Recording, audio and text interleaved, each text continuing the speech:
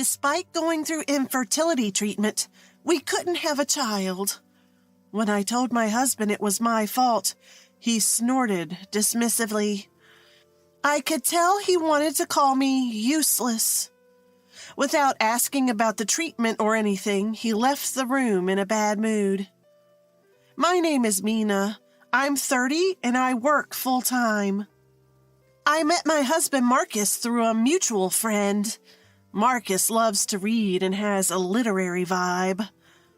I also loved books so much as a child that I dreamed of becoming a novelist. Marcus and I were instantly attracted to each other and started dating. We got married when we were both 26. I thought it was a happy marriage at the time. I believed that with Marcus, who shared my interests and worldview, we could build a peaceful home. But my dream of happiness cracked as soon as we got married. After the wedding, Marcus became obsessed with having a child. I want to have a family soon. Sure, Marcus has always dreamed of a family with children. Having a job and kids is a sign of a blessed family. It's a social status.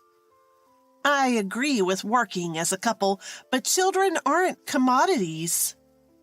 He keeps insisting as if you can just buy them at a store. And I started to feel uneasy about Marcus's ideal.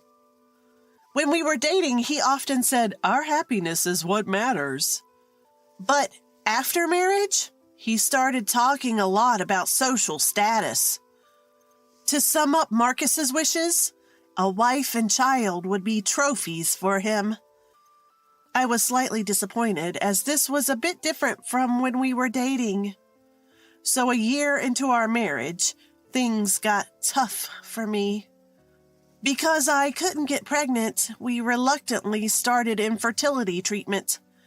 From that point, Marcus's attitude towards me worsened. He openly mocked me in front of our in-laws. My sisters are amazing. They have 2 kids. Mina is not only low-paid, but also infertile. Our sensible in-laws frowned at Marcus's insensitive words, and they sent me apologetic glances. The ones who stood up for me were my sister-in-law and her husband. My sister-in-law, Emile, is a career woman working for a large corporation. She has children, a son named Silas and a daughter named Alyssa. They are twin siblings. Emile's husband, who is my brother-in-law, Bobby, is a kind and gentle person. Emile and my husband, Marcus, are siblings with a 6-year age difference, and their personalities are polar opposites. Unlike the introverted Marcus, Emile is decisive and caring. That's why she's trusted and promoted at work. Marcus is jealous of his sister's situation. So when he gets tired of belittling me, he insults Bobby. Well, I get why my sister has to work hard. If Bobby is jobless, she has to work to make ends meet. Even when subjected to such childish sarcasm, Bobby doesn't react. I'm a stay-at-home dad, you know. Even when Bobby responds cheerfully, Marcus continues his tirade. Being a stay-at-home dad is pathetic. Even the incompetent Mina could do that. Just when I was about to speak up, wondering how much more he could belittle people. Marcus, if you say any more, I won't forgive you. Emile glares at Marcus with a stern face. Our in-laws intervene and the situation is diffused. After that, Emile called me aside to apologize. I'm sorry Marcus's words hurt you. It's not so much that they hurt, more like they're shocking. While Emile and I were talking, Bobby came over. Mina, come over sometime, just you. The kids want to play with you. As Bobby smiled, Silas and Alyssa, who were playing outside, came running over. Both hugged me and acted affectionate. Mina, come to our house next time. Alone. We'll be waiting for you. You have to come. Marcus's hurtful words had been tormenting me, but my in-laws and Emil's family were kind to me. My in-laws advised Marcus not to rush things, but it was in vain. Once Marcus found out we couldn't have children, he emotionally distanced himself from me. Even after learning about my infertility, my in-laws didn't blame me. Living happily as a couple is also a good life. They tried to console Marcus, but it had no effect. Happy with someone useless? What a waste of time. I had been constantly berated by Marcus for ruining his life. Exhausted from infertility treatment and ignored even when work was tough. I was concerned about my pale face. At work, my colleague, Mr. Johnson, a young employee I had mentored, said, "Mina, you look really unwell. The boss and everyone are worried." "I'm sorry. I might just be tired. Really, I'm sorry." I felt pathetic for causing concern even at work. I couldn't have children, was called incompetent by my husband, and had no one to talk to. Consulting Emil and Bobby would only deepen their rift with Marcus. I felt utterly cornered, manipulated by Marcus's ideals. Mr. Johnson, who had been watching my condition, sighed. "You haven't done anything wrong, Mina, so please don't apologize." He told me not to think everything was my fault. "I won't pry into your family matters, but bottling it up is also a problem." "Thank you. Hearing that makes me feel better." Mr. Johnson, my colleagues, and my boss were all concerned about me. When I looked down, my boss would cheer me up with a funny story, and colleagues would give me snacks. I felt warmly treated. Marcus may call me low-paid, but I loved my workplace. Time passed in this state, and when I turned 30, something happened. Emil was transferred for work. She was appointed as the branch manager for a 2-year term. Emil and her family, who had always been kind to me, were moving far away. I wouldn't be able to see the adorable Silas and Alyssa anymore. My in-laws were so sad about their reliable eldest daughter's transfer. When the transfer was decided, I helped Emil's family move. Marcus didn't even show his face, even though it was a weekend. While I was carrying heavy boxes, Emil said, "Mina, that's heavy. Don't overdo it." Saying that, Emil helped me carry the boxes. Then she brought up Marcus. "I hate to say this, but let me. I really dislike Marcus. I can't accept him even as my younger brother." Despite being 6 years apart, she seemed to dislike his selfishness and his imposing of his ideals. Bobby had been ignoring Marcus's sarcastic comments. It wasn't so much that he disliked Marcus. He seemed to look down on him. My nephew and niece, Silas and Alyssa, really don't like Marcus either. Their smiles vanish whenever he's around. Marcus, thinking he's the cool uncle, is totally mistaken. The smart twins, Silas and Alyssa, understand that I'm suffering because of Marcus. "Mina, are you okay?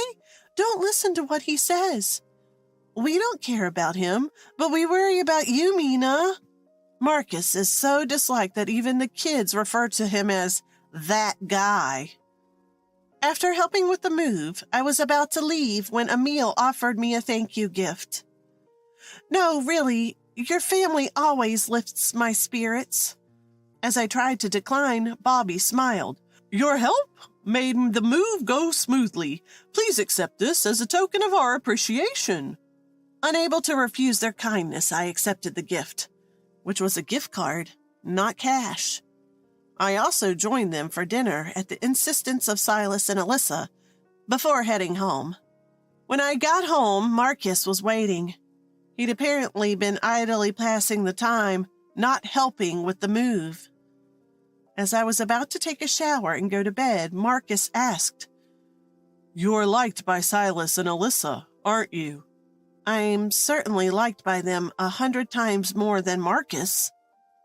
Frowning, I listened as Marcus said something unbelievable. Even someone useless like you can raise kids. Let's adopt Silas or Alyssa. They have 2 kids. They can spare one. Marcus laughed. Are you serious? If you are, I despise you. There's no way Emil and Bobby would agree. More importantly, the twins would never want to live with an uncle they dislike. My attempts to talk sense into Marcus were futile. He fantasized about a world convenient for him and even suggested we move to where Emil and Bobby were relocating. There are plenty of companies in the countryside that would want someone like me. Stop it! Don't drag others into your delusional dreams. I couldn't hold back anymore, and we argued. Then Marcus dropped the bomb. We're moving to where my sister is relocating. If you don't like it, leave. At that moment, my anger exploded. Fine, I'll leave. I realized I couldn't live with this man any longer. I quickly packed my bags and left Marcus. My hometown is far away and my parents have passed on, so I temporarily took refuge at my in-laws' house. They welcomed me warmly, even late at night. When I exposed Marcus's selfish dreams, they were shocked and immediately contacted Emil. They kept apologizing to me, regretting how they had spoiled Marcus. The next day, Bobby came to see me in place of Emil. I was then asked to do something by the relocating family of my sister-in-law.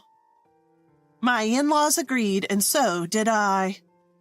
Shortly after, I received divorce papers from Marcus. After completing the process, we were officially divorced. I felt a weight lifted off my shoulders after the divorce. It seemed foolish that I had endured this from the age of 26 to 30. 2 years have passed since the divorce. I have diligently continued my work, received promotions, and even have subordinates now. Mr. Johnson, a colleague I had mentored, is still around.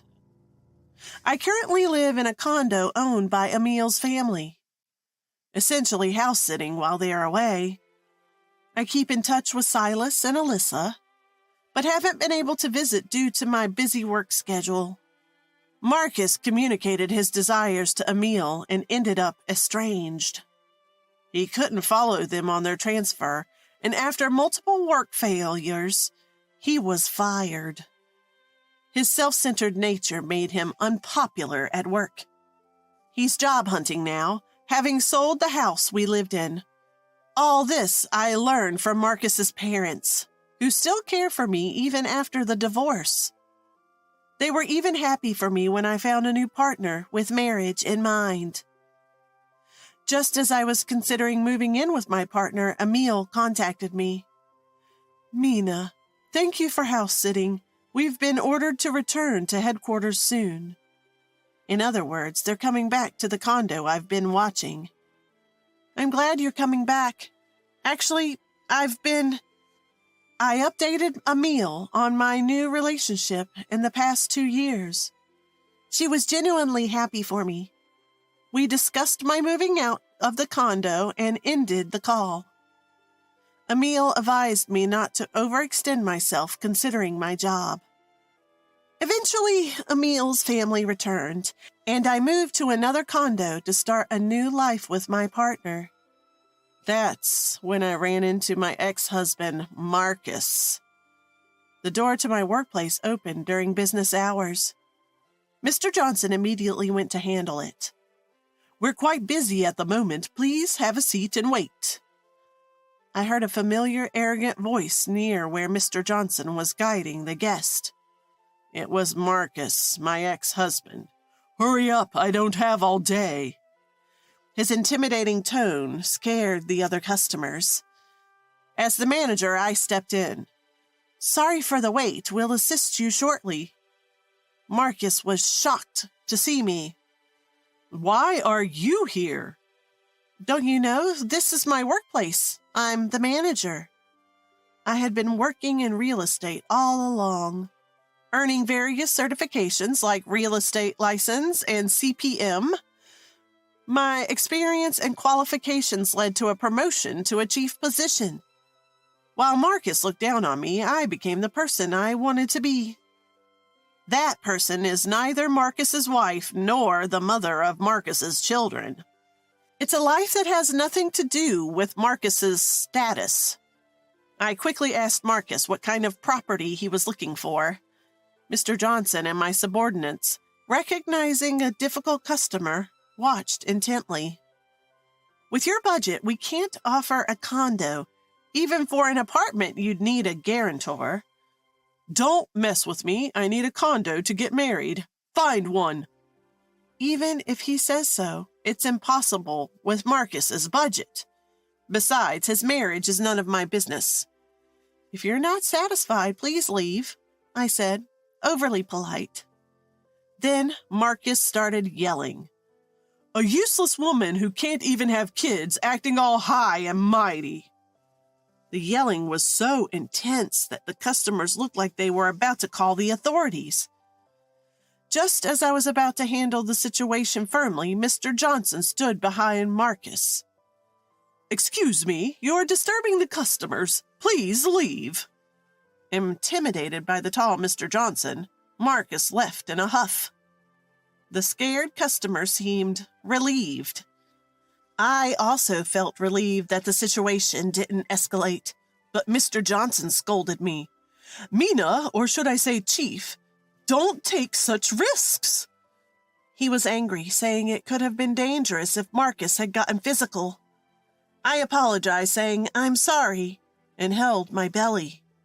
When the customers were gone, Mr. Johnson wondered aloud. Is that guy okay? You're pregnant with my child. He's a bit odd. I'll be careful from now on, Mr. Johnson.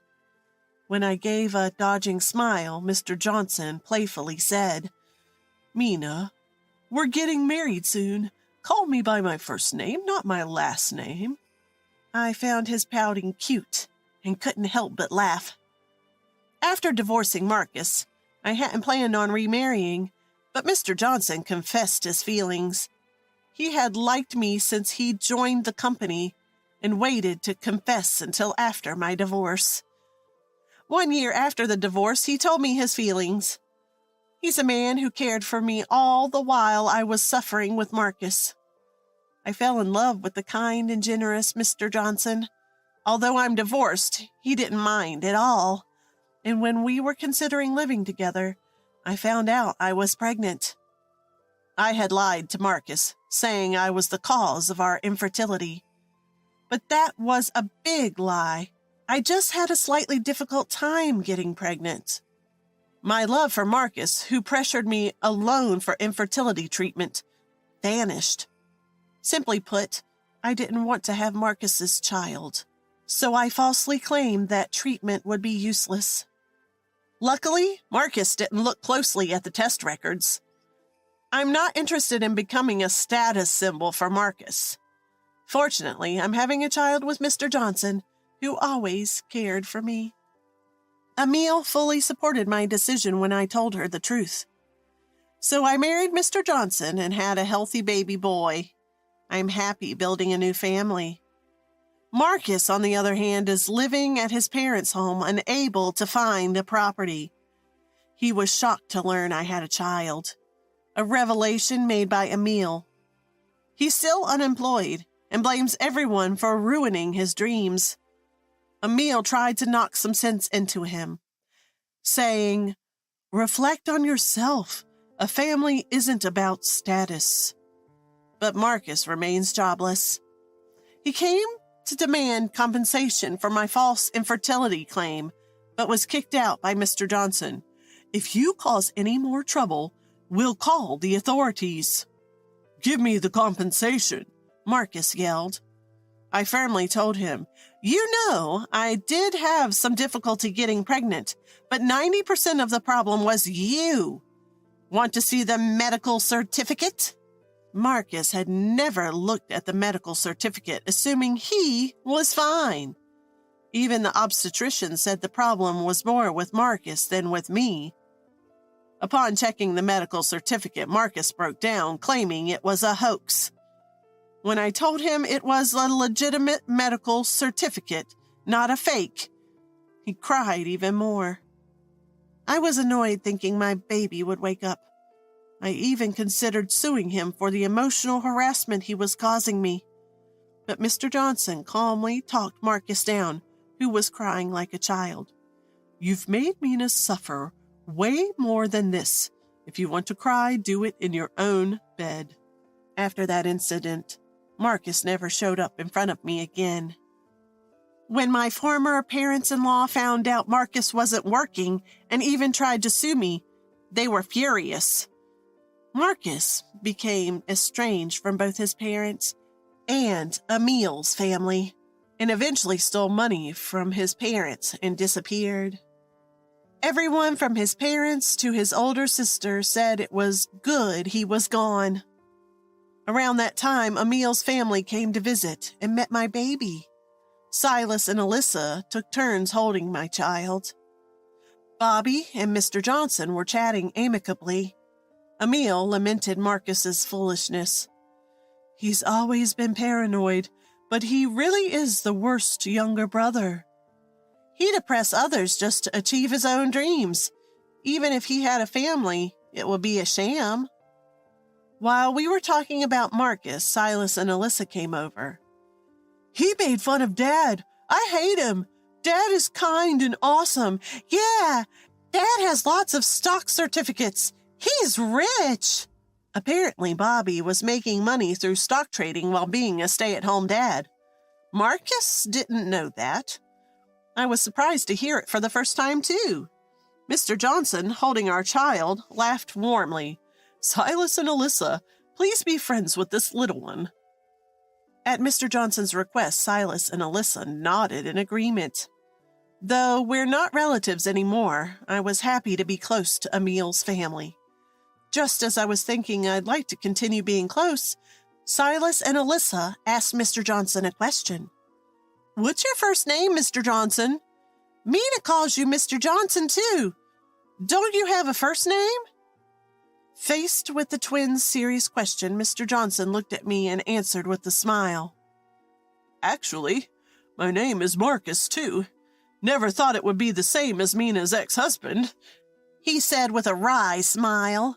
I felt a bit guilty for never having considered this. As I was about to promise to call him by his name, Silas and Alyssa clapped their hands. "If you're interested in someone just like him, give him a nickname. If you don't like having the same name as him, we'll give you a cute nickname." Silas and Alyssa thought for a moment and wrote down a nickname for Mr. Johnson. The nickname the twins gave my husband was Marquis. It was a bit unusual, but Mr. Johnson became Marquis.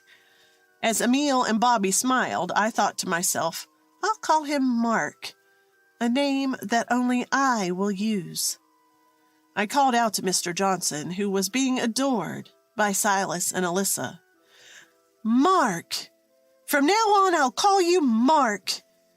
Our child, watching our smiling faces, grinned